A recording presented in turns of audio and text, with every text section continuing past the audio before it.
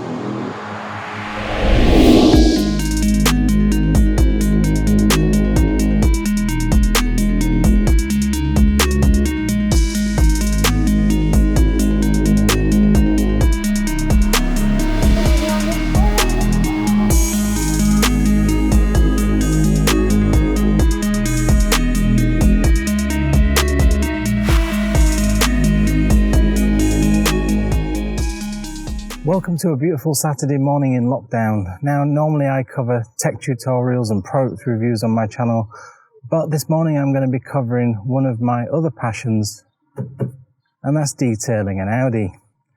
None of the products that I use, I'm being paid for. I've used them out of my own money and through my own research.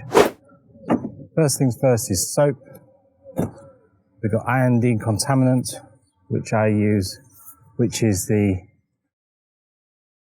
Pro-Kleen Dragon's Blood. We're going to be snow foaming. The product that I'm using today is Auto Bright's Magi foam. And the cannon we're going to be using is the MJJC. Now, I'm sure you guys have read and watched many reviews on this product. Very, very good. Some good improvements on the cannon itself. I used a standard Pro-Kleen cannon. After about a year and a half, the thread has gone on it. So as you can see here, it's poor design. With the weight of the water on it, it literally, you can push it all the way in and it just doesn't stand up, and I ended up holding the bottle trying to clean the car, which is a complete disaster. So one of the benefits of the MJJC is it's got a wide neck on it, and it's also got a weighted bowl. So one of the benefits of that is it doesn't matter what angle you have the snow cannon, it'll always be at the bottom, but it's also got a wide neck and quite a strong thread on it. So that was one of the selling points for this particular product. Once it's locked on, that ain't going anywhere. You also have fully adjustable nozzles, and you can also change the mixture. Now, I'm going to be using the Magi foam product today. It's supposed to be a much thicker one. I used the Pro-Kleen strawberry flavoured one before. I found it to be quite watery. And I think the whole idea behind snow foaming is you have that non-contact cleaning. You're trying to get rid of all of the not get rid of all of them, but get rid of the majority of the contaminants, the dirt and the grit. Good 70% of them before you even touch the car. So if you've got that dirt on there, and then you start washing, it turns your wash mitt into effectively a 2000 grit piece of sandpaper. That's the issue, and that's why you get that swirling and that weekly washing all year long. That's how you end up with, because it's difficult to see the markings in the light, I put a little sticker on it so I know where I'm going. So what we're going to do is we're going to pop 100 millilitres. And then we're going to be filling the rest of it with warm water, not cold, warm. And I fill up the whole bottle to the top, and that gives you 1 litre, which is about there. Now this has got the Karcher fitment on the end, because obviously we've got a Karcher K7 here.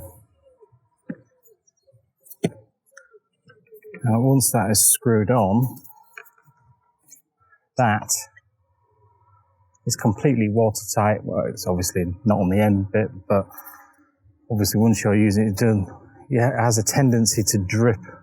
As you can see on the other products, it all drips out of the lid, and oh, it's just a mess.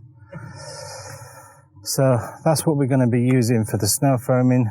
We're going to be washing with the Meguiars. As you can see, I'm nearly out. The Ultimate Wash and Wax, which I find to be an excellent product.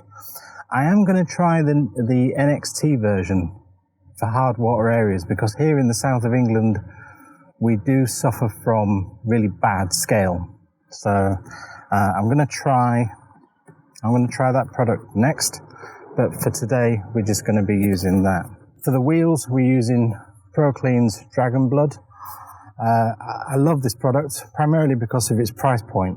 I mean, an iron decontaminant, you know, you look at the Meguiar's one, as good as it is, you're looking at paying £10 for 500 millilitres, or maybe a litre. You can get 5 litres of this stuff for 15 quid. And at the end of the day, it still does the same job. So what you're after doing is spraying that onto the wheel, break down the brake dust. It all pours off and it turns red. Very, very good product. Use that for many years now. So what we're going to do first of all is spray onto the wheels.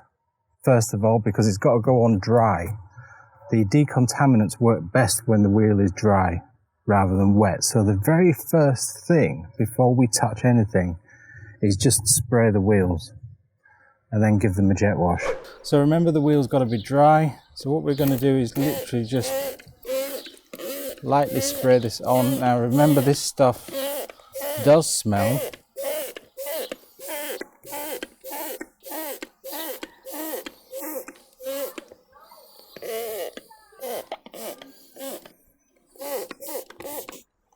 One of the disadvantages of using a trigger spray is it can become quite tiresome, and also the spraying on the wheels cannot necessarily be so consistent, and also you can also get blowback in your face depending upon how windy it is. If you look at the previous scene, you can see it up in the air. Now one of the ways around that is to get yourself a pressured trigger spray. This was about £8, I think. The link's in the description, and a reasonable one which will hold the chemical. So what you want to do is literally bring that up to pressure. Now one of the advantages is you do have an adjustable spray head which allows you to change the type of spraying.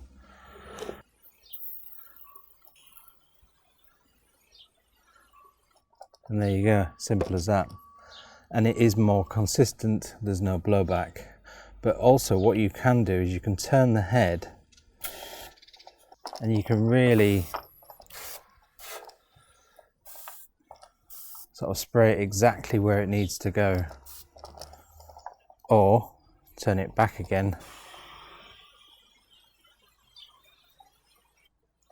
And that's it. It's much, much easier. So get yourself one of those. So iron decontaminant products are also perfectly safe for paintwork. Now what you would tend to do is kind of spray around the arch. Now it's not so much noticeable on a black car. If you had a white car or a light coloured car, then you could actually see, you know, the product reacting and it's, you know, starting to bleed off. If you've got a white car, then it's the most obvious. And when you look at other videos, they'll always use a light coloured car to demonstrate the decontaminant products working. It's very difficult to see it working on a black car. So what I tend to do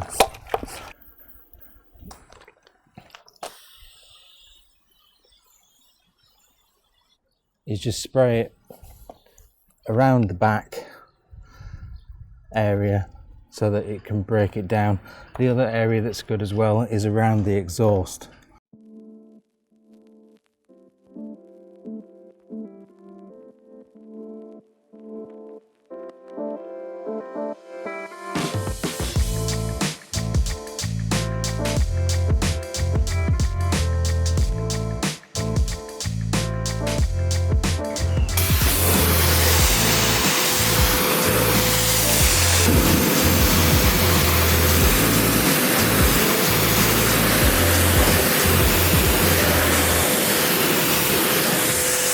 So we're moving over to Karcher cam now. I've actually got the camera attached to the Karcher, and before we snow foam, what we're going to do is we're going to just run the trigger for sort of 10-15 seconds just to sort of get the air bubbles out. What I found is if you just plug it straight on and then run the cannon, it tends to spit and splurt, and it's just like, oh, before it actually starts foaming. So if you just run the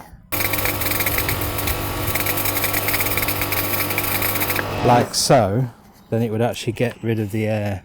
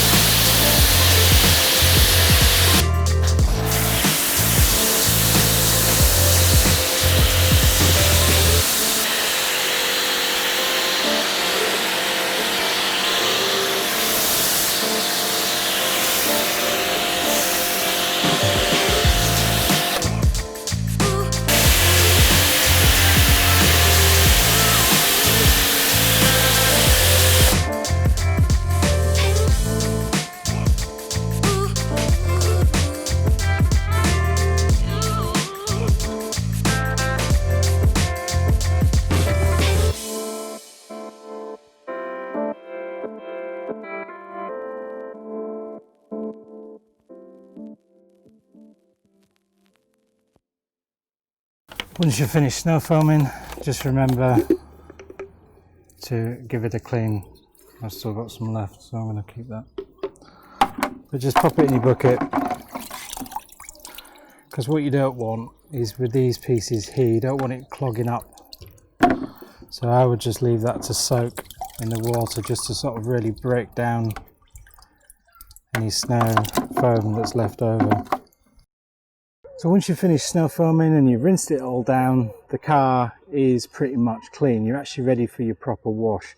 Now I use a 2-bucket method. The principle is you have clean water and then you're rinsing off in your secondary bucket. So all the dirt and grime goes in the secondary bucket. You're not picking it back up from this bucket and then putting it back on the car. You'd be quite surprised when you use one bucket how dirty the water is, and when you're coming towards the end of the clean, you're putting that dirty water back on the car. So grab yourself 2 buckets. I do use a grit guard. I don't use the standard ones that you find for a £5. I never saw the point of it. So just taking a closer look at the grit guard itself and the principles and how it works. I always thought grit guards were a bit of a gimmick, to be honest. You have this sort of clear grid with these flaps at the bottom. It goes on the principle that the dirt goes below the grit guard, it gets locked under these flaps at the bottom, and then as you're putting your mitt in to rinse it all, the dirt gets trapped underneath. But, you know, I'm an engineer. What goes round also goes up. So yeah, I'm sure it does work, but not as effective. So I've always been on the lookout for a better grit guard, and I found this one. This is the Dirt Lock one. Now this uses basically a vortex system.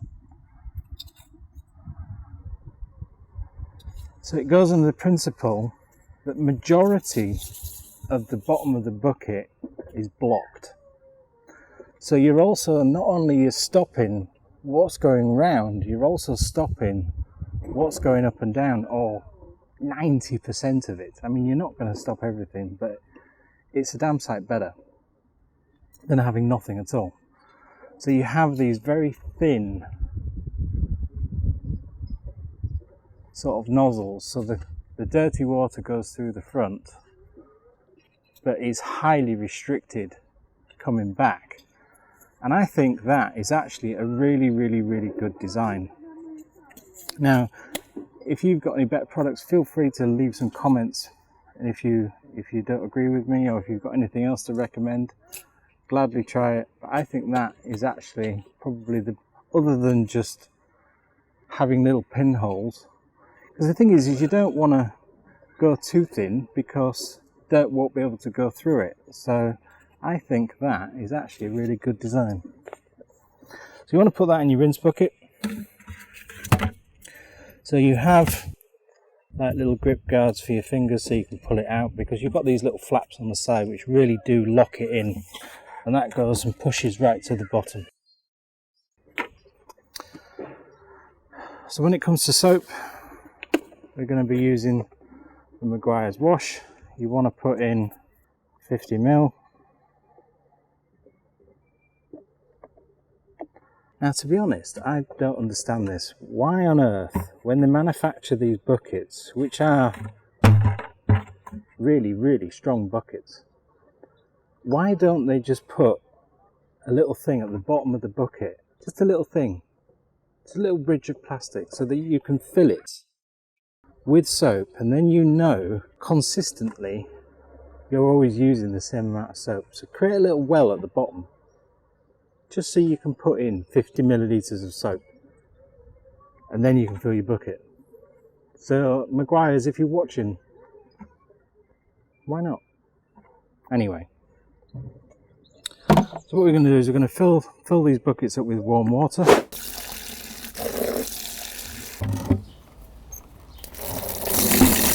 So now we've got a soapy water in one, we've got this clean water with the guard in the secondary bucket. Now what we're going to use here for washing, I don't use a mitt, I use a glove. And that really allows me to get into the nooks and crannies of this gorgeous machine. By using the gloves, you've got the grit side for getting rid of any stubborn bugs and things like that on one hand. You've also got the fluffy side on the other hand, so that gives you both cleaning power. So what we're going to do is put your hands in and we'll wash down. Now what you want to do is you want to wash the car in a side to side motion. Don't, whatever you do, don't go round and round and round. It's a common mistake. And that's also aids. Remember, if you have got anything that's left over on the paint, by doing that round and round is going to add swirls to it. So you want to always wash side to side like that, and always work top down. The top part is the cleanest, so that once you get to the bottom like that, where the majority of the grime is now sitting, then you put it in your secondary bucket.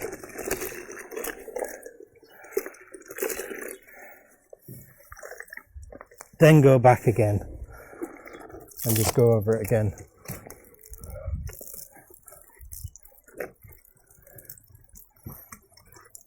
And what you want to do is you want to be washing one panel at a time. Don't be going all over the shop. You want to be focusing. Now you want to move on to the next panel.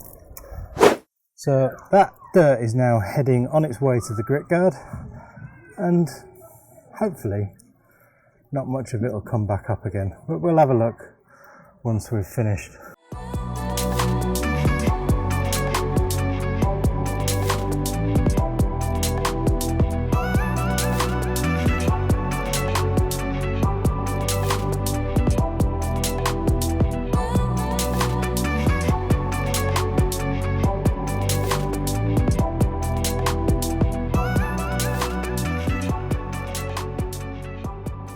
So the next thing we're going to talk about is cleaning badges. Now I can't show you the back because this bad boy is being debadged. So the only really difficult parts I have is the front. Now your best bet, get an old electric toothbrush because it agitates and it's actually relatively easy just to get in. Plus it's got plastic head on it, so there's no chances of damaging. Now I tend to use cleaning product neat, so literally dip it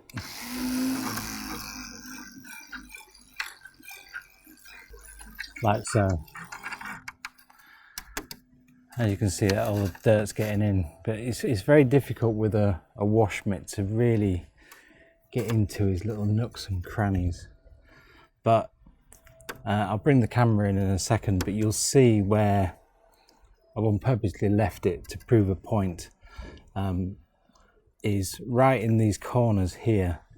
You can see the paint actually starts getting sort of hazy white, you know, where you can't actually get in. So by using the toothbrush, actually lets you get right into those bits there. The other parts that are good is in the door cards where the S-line emblems are, because you've got ridges there and you tend to have a bit of hazing between the paint and the raised ridge. So I'll show you that in a second, but I'll just bring the camera in now and we'll have a look at what I mean. But if you look here, you see how it's hazy inside and it's hazy there. So by using the toothbrush,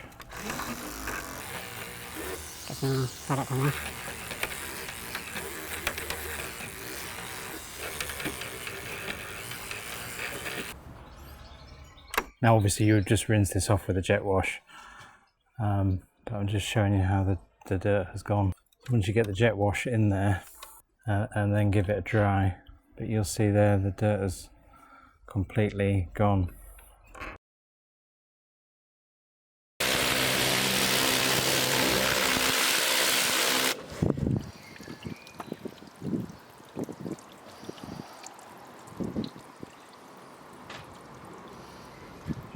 So once you finish the wash before the jet wash, people always tend to forget about inside of the boot. So just pop your boot and then give that section here, because I must admit I'm guilty of it myself, is you wash the whole car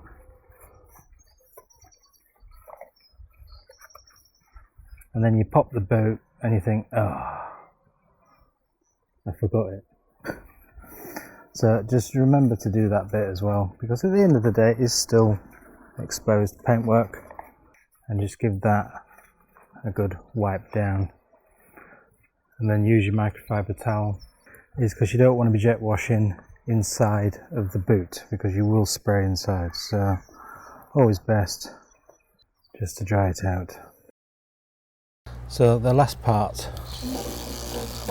is just around the fuel cap. Give that a good clean. There's a good little notch inside there that you can really get into. It's mainly just this bit, you tend to get a bit of dirt and grime up on this edge. Now you can just use a bit of water here just to sort of rinse it down. And while you're here, here's a good tip, is get yourself an earbud, remove the end, discard in an eco-fashion way, and stick it down there, because what I've also found is these nozzles here, which is a drain hose that comes underneath the wheel arch, these tend to get blocked, and that just makes sure that that's clean and can drain away, because what you don't want is that drain to get jammed up. And for the last part, just pop the bonnet. If you've got these ridges here, give these a wipe down like so, and also the headlight trims.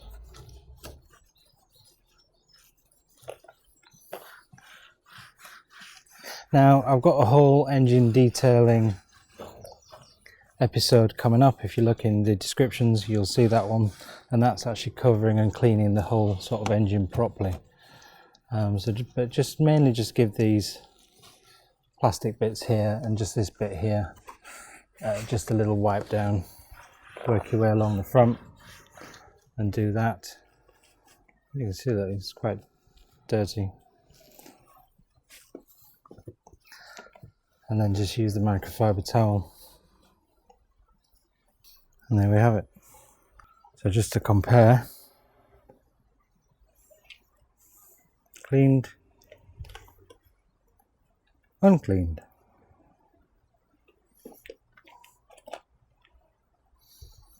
Now, once you've washed the full car, the last thing to do for the washing is to wash the wheels. Whatever you do, don't wash the wheels as part of the car, because these are the most dirtiest. I even go to the point of having a different set of gloves, which are actually a completely different colour for this very purpose. These are known as my wheel gloves. Same technique as before, but we'll put the more coarser side on one hand and we'll put the fluffy side on the other. And what we want to be doing really, now as lovely as these wheels are on this amazingly refined, wonderful machine, they are a nightmare to clean. And having the gloves really lets you get in and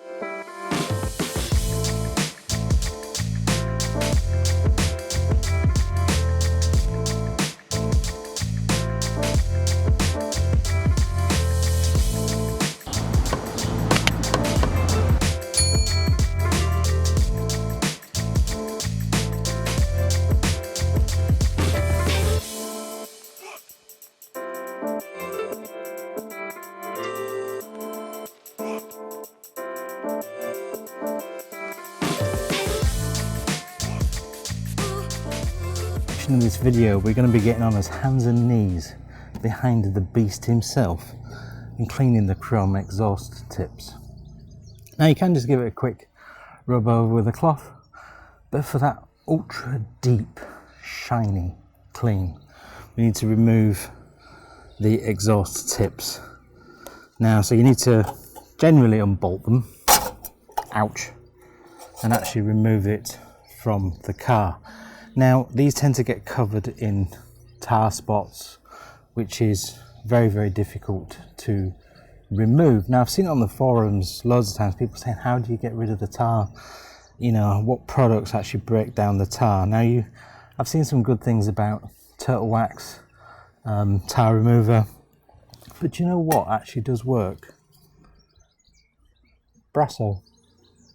It really is a cheap and cheerful product. You get the wadding one, it's a bit easier to apply, ends up messing around with your microfiber towels. So get a little wad of that and literally just run over. Now you see we've got some tar spots there.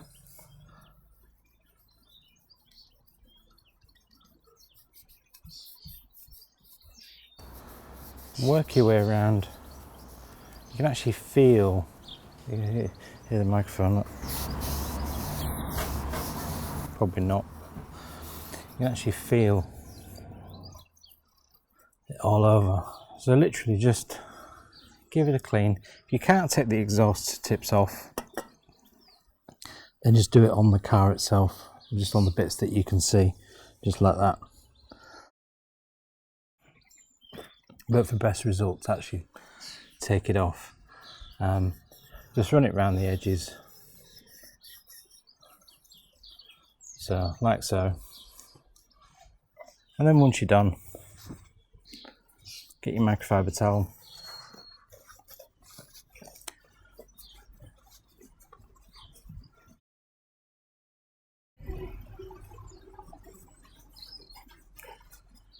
Give it a good polish. And there you go. And you can even see the Audi logo, look. Ooh.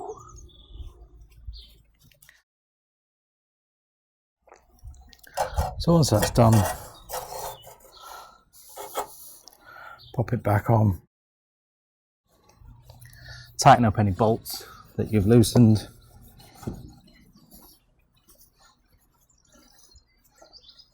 And there we have two very large shiny pipes. If this was my normal weekly wash, all I would use now is the Meguiar's ceramic wax. Now this is a hydro activated product, so with the panel still wet, so you've just rinsed down, so this is the drying point, yeah? All you would do is spray a bit on there and just wipe it down.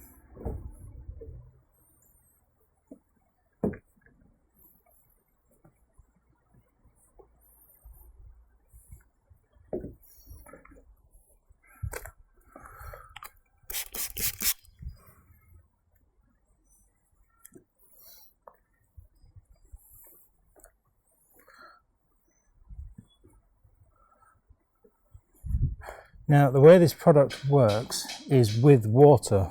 So when I first got it, like most people, I don't read the instructions. So what I would do is I would spray it on, and to be honest it went really streaky and I couldn't understand why. But what you do is once you've sprayed it on and you dried the panel, as crazy as it sounds, wet the panel again. Now one of the benefits of a K7 is you've got one of these digital controls. So what you can do is you can actually turn down the pressure.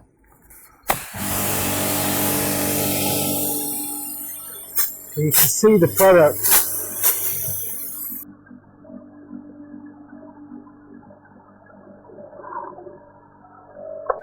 So once you've gone over and redone the whole car again, then dry it again.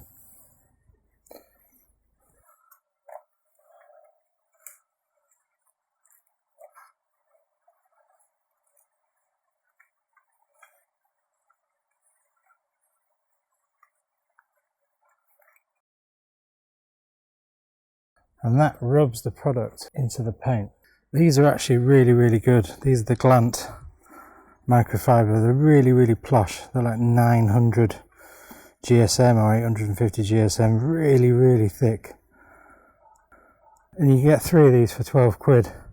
The Meguiar's one, yeah, it's bigger, but it's like one towel for £18, whereas you get 3 of these for £12. I've had these for over a year, year and a half, and there's no sign of wear and tear on them at all. You know, I've got 3 of them. I never ever wring them out. So once they're full of water, then I'll move on to the next towel. Because I'm always a strong believer, if you're going to be wringing it out, over time you're going to damage the fibres. So once the towel itself is spent, then just put it to one side and it goes in the washing machine. So ideally you probably do with 6 maybe, but depends if you're detailing the car further. But on a weekly wash, 3 is probably okay. But yeah, check that out. Not bad for 12 quid. Really thick.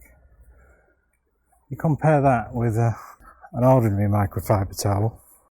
You know, these have their purposes for drying. They absorb a lot of water, whereas an ordinary one isn't going to absorb that much. Look at the thickness difference. You look at the thickness difference on that. It's like a little lamb. It's like a fluffy little lamb. So these are absolutely great. You'll find all the links in the bottom of the video where you can get them from Amazon. But I found that these are the best value. So for the last part of the wheel dressing, we're going to be using a Tyre shine product. Here I'm going to be using the Endurance, the Meguiar's Endurance Tyre Gel. Now I've tried a few in the past. They last a few days, look nice, and then as soon as the wetness from the road gets on the tyre, it's washed off. This lasts me about a week, maybe a week and a half before it starts to go. So far this has been the best one I've used. I use a pad to apply it, which is an old polishing pad. I don't wash this, I just put it in a bag whenever I've finished. And the reason for using this is on the tyres themselves there's a lot of detail, and if you use a microfiber towel it will scan over the top, but it won't get into the nooks and crannies on the actual tyre design. This one's a Michelin Cross Climate, which has got quite a lot of detail on it. So by using the pad, really lets you get into that. I haven't even applied any product and it's coming on. That's how soaked it is. So we'll just apply this. So just put a little bit in the middle. It smells gorgeous, must admit. Now you see how it applies, and it just goes on in one single sweep.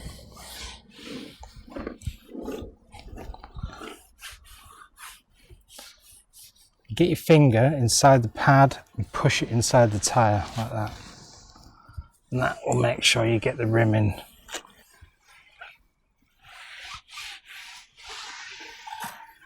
That's it, very little product is used.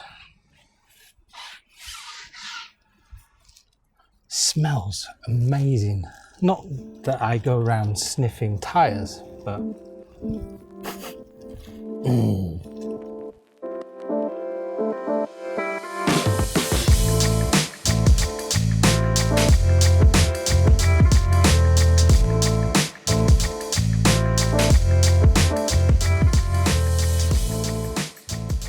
So thanks for watching the video on my weekly wash. I hope you found it informative. Join me in the next one where we're going to be machine polishing this beaut up to a mirror finish. Perfection on the paintwork, or at least best we can. Remember, smash that like button, it all helps the channel build, and leave me a comment if there's anything that you would like to say, if there's any products that you would recommend. And remember, I'm not paid for any of these products. These are products that I just use based on my own research. If you know of a product that you use which is better, do let me know. I do appreciate it. So until next time, see you later.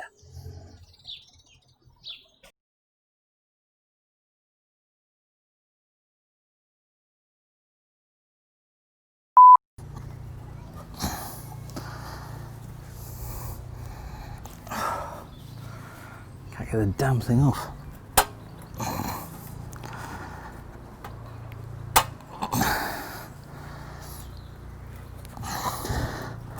Ah, there it is. Got it. So when it comes to washing, I tend to go with the 2-bucket method.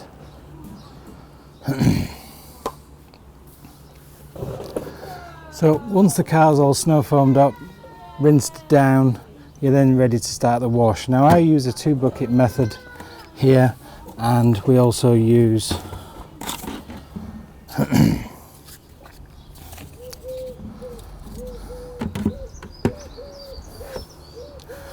so remember, smash that like button, leave me a comment. I'm too tall.